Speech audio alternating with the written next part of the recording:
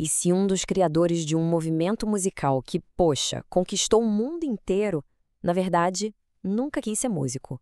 Pois é, hoje a gente vai mergulhar na história de Roberto Menescal, o cara que deu uma trilha sonora para o sol e para o mar do Rio de Janeiro. E, quase que por acidente. Essa é a história do pioneiro meio que relutante da bossa nova. Para entender o Menescal, primeiro a gente tem que entender a relação dele com o mar. Ele simplesmente amava mergulhar, pescar, velejar.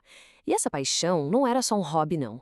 Ela se tornou, sabe, a alma de algumas das músicas mais famosas da bossa nova. Uma verdadeira trilha sonora para o sol, para o sal e para aquela brisa do rio. Mas olha, antes de compor esses hinos para o mar, o Menescal teve que achar o próprio caminho na música.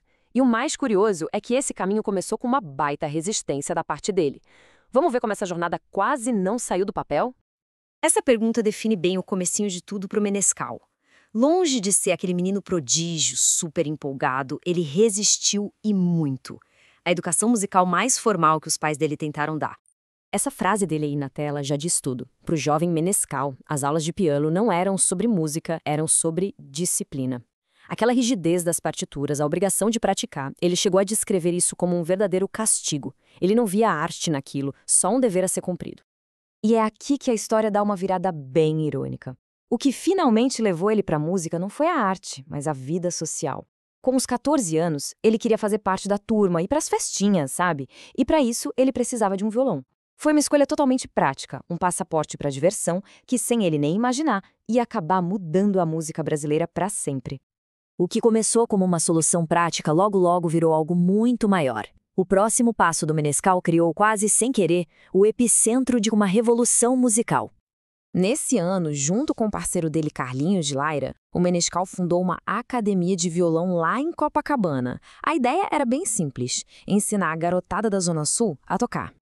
Só que a academia rapidinho virou muito mais que uma escola. Era o point. Tenta imaginar a cena.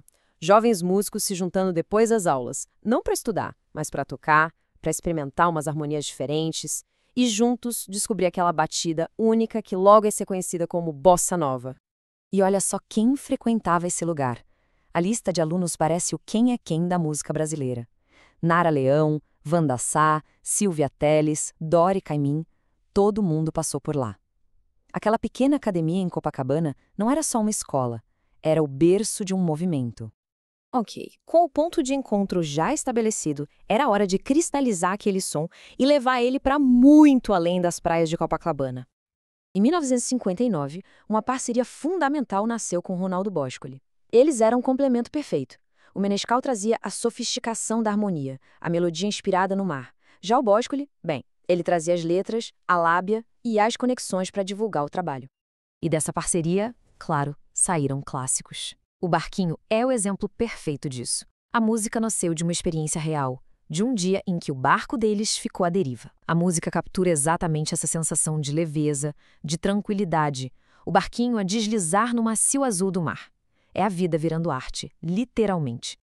E a partir daí, nossa, tudo aconteceu muito rápido. Em 59, a primeira gravação. Em 60, o estouro nacional com o Barquinho. E aí, só 2 anos depois, em 62, veio a consagração.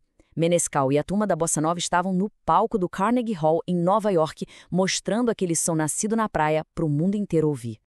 Essa imagem aqui captura a essência de tudo isso. A melodia que nasceu na Baía de Guanabara, inspirada pela paisagem do rio, viajou o oceano e chegou a um dos palcos mais importantes do mundo. A Bossa Nova não era mais só do Rio, agora era do mundo. Mas a história não para nos anos 60 de jeito nenhum.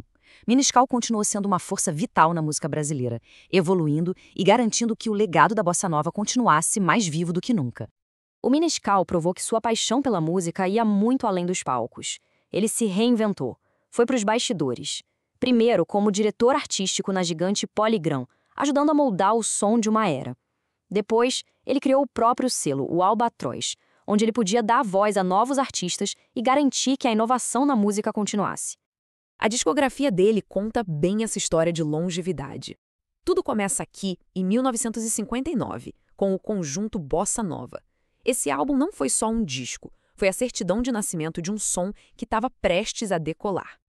Agora, a gente dá um pulo para 1985. Mais de 25 anos depois, ele se junta com uma antiga aluna e musa do movimento, a Nara Leão, para gravar Um Cantinho, um Violão. Um álbum que prova que a essência da bossa nova, aquela coisa intimista e sofisticada, continuava ali, intacta.